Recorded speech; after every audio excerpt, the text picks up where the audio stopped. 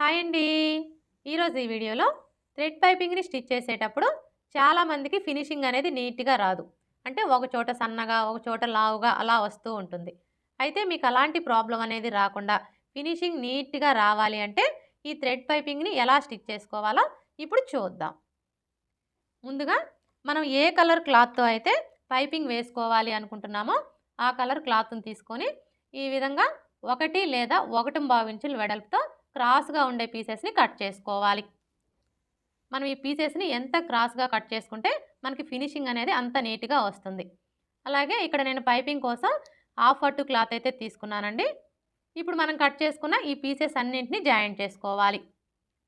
చూడండి, ఈ పీసెస్‌ని జాయింట్ చేసుకునేటప్పుడు ఫస్ట్ ఒక పీస్‌ని తీసుకొని ఈ విధంగా పెట్టేసుకోవాలి.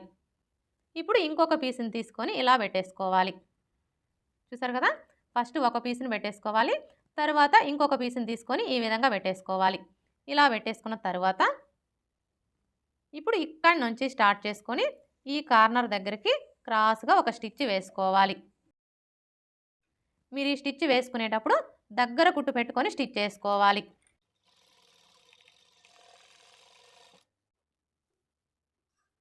ఇలా స్టిచ్ చేసుకున్న తర్వాత ఇప్పుడు ఖర్చు కోసం పావించి ఉండేలా చూసుకొని ఈ ఎక్స్ట్రా క్లాత్‌ని కట్ చేసుకోవాలి.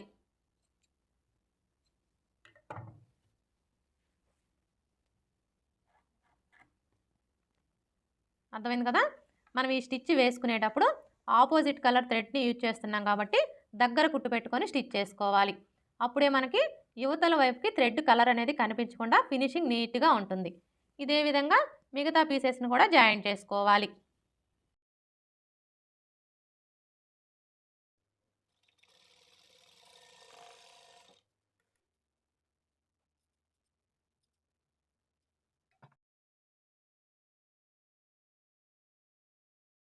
చూడండి, మీరు ఈ పీసెస్‌ని జాయింట్ చేసుకునేటప్పుడు ఈ ఖర్చులన్నీ కూడా ఒకే వైపుకొచ్చేలాగా చూసుకొని జాయింట్ చేసుకోవాలి.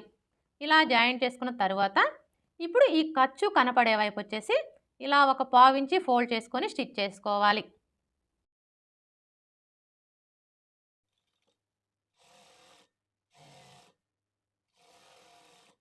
ఇక్కడికొచ్చేసరికి ఈ ఖర్చుని ఇలా ఓపెన్ చేసేసుకొని ఎటువైపున ఖర్చుని అటువైపునకు ఫోల్డ్ చేసుకోవాలి.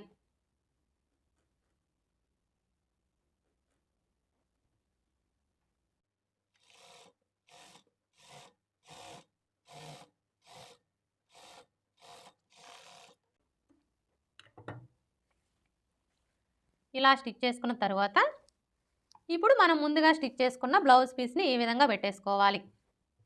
అంటే రైట్ సైడ్ వచ్చేసి పై వైపునకు ఉండేలాగా పెట్టేసుకోవాలి. ఇలా పెట్టేసుకున్న తరువాత ఇప్పుడు ఈ పైపింగ్ క్లాత్‌ని తీసుకొని చూడండి, మనకి ఒకవైపున ఖర్చు కనిపిస్తుంది కదా! ఈ ఖర్చు కనపడే వైపు వచ్చేసి పై వైపునకు ఉండేలా చూసుకొని ఈ కాజా పట్టీ కంటే కూడా మనకి ఈ పైపింగ్ క్లాత్ వచ్చేసి హాఫ్ ఇంచి ఎక్స్ట్రా ఉండేలాగా ఈ విధంగా పెట్టేసుకోవాలి. ఇలా పెట్టేసుకొని ఇక్కడి నుంచి స్టార్ట్ చేసుకొని పావించి మార్జిన్‌తో స్టిచ్ చేసుకోవాలి. అలాగే మీరు ఇలా స్టిచ్ చేసుకునేటప్పుడు బ్లౌజ్ పీస్‌ని అస్సలు లాగకూడదండి. లాగకుండా స్టిచ్ చేసుకోవాలి.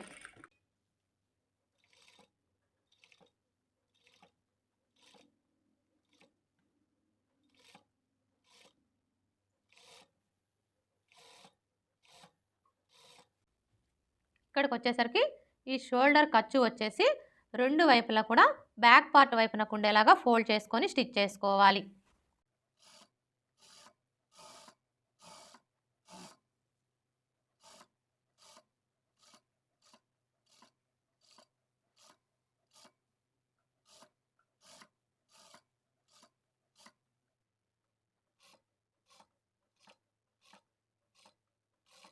ఈ చివరకొచ్చేసరికి మనకి పైపింగ్ క్లాత్ వచ్చేసి ఉక్స్ పట్టీ కంటే హాఫ్ ఇంచి ఎక్స్ట్రా ఉండేలా చూసుకొని ఈ విధంగా కట్ చేసుకోవాలి.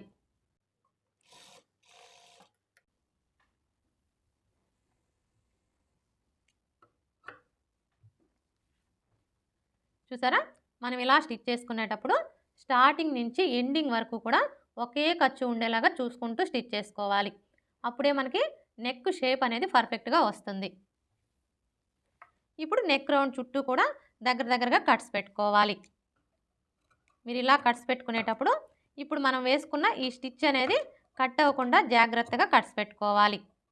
ఇలా కట్స్ పెట్టుకుంటేనే మనకి నెక్ షేప్ అనేది పర్ఫెక్ట్గా వస్తుంది.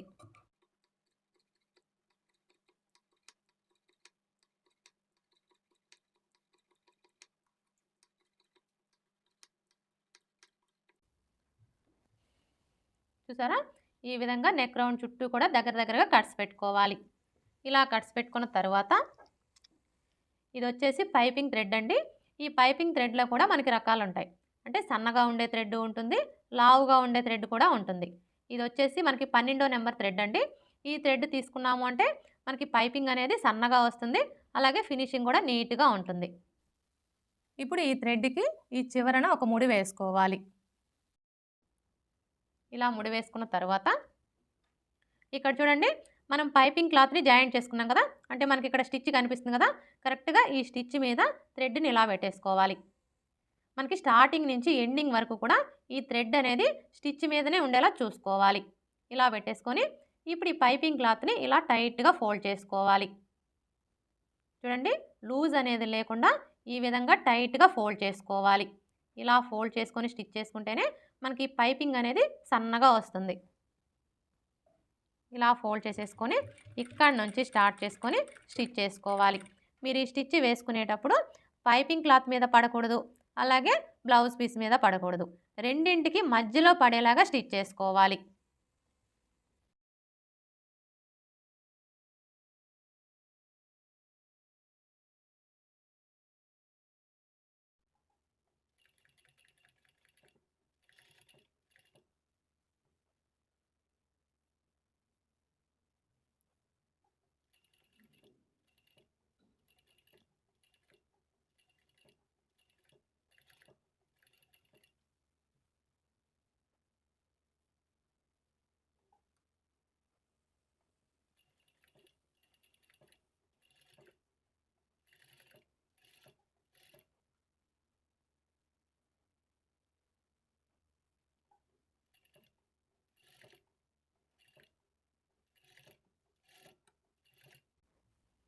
చూసారా, ఇప్పుడు మనం వేసుకునే ఈ స్టిచ్ అనేది పైపింగ్ మీద పడకూడదు, అలాగే బ్లౌజ్ పీస్ మీద కూడా పడకూడదు.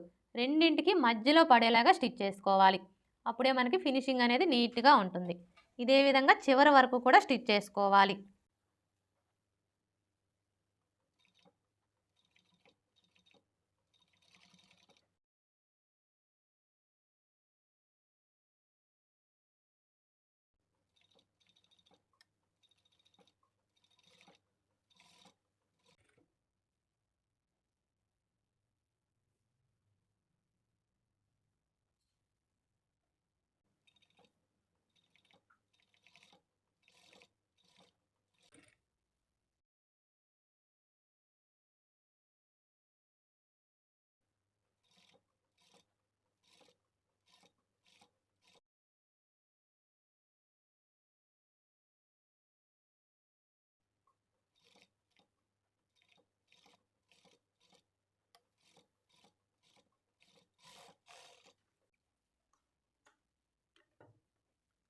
ఇలా స్టిచ్ చేసుకున్న తర్వాత ఇప్పుడు ఈ థ్రెడ్ని ఇలా లాగి ఒక 1 ఇంచ్ వరకు కట్ చేసుకోవాలి. ఇదే విధంగా ఇటువైపును కూడా కట్ చేసుకోవాలి. ఇలా కట్ చేసుకున్న తర్వాత ఇప్పుడు ఇక్కడ చూడండి, మనకి ఫినిషింగ్ అనేది నీట్గా రావాలి అంటే ఈ ఖర్చు అనేది బయటికి కనిపించకూడదు.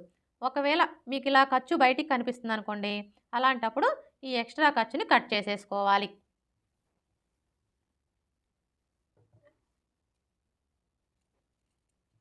మీరు ఈ ఖర్చుని కట్ చేయకుండా డైరెక్ట్గా స్టిచ్ కానీ లేదంటే హెమ్మింగ్ కానీ వేశారనుకోండి, అప్పుడు ఏమవుతుందంటే మనకి ఫినిషింగ్ అనేది అస్సలు నీట్గా ఉండదన్నమాట. అంటే ఈ పోగులన్నీ కూడా బయటికి కనిపిస్తూ ఉంటాయి.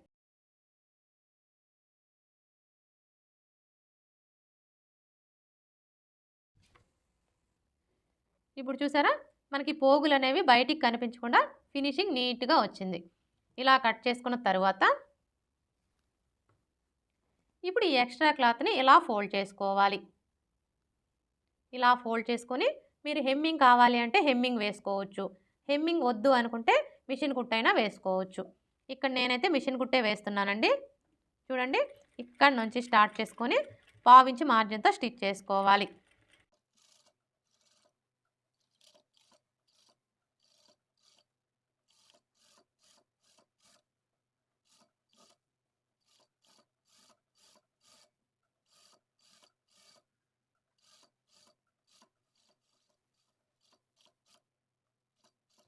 ఈ చివరికొచ్చేసరికి ఈ ఎక్స్ట్రా క్లాత్‌ని ఇలా లోపల వైపునకు ఫోల్డ్ చేసుకొని స్టిచ్ చేసుకోవాలి.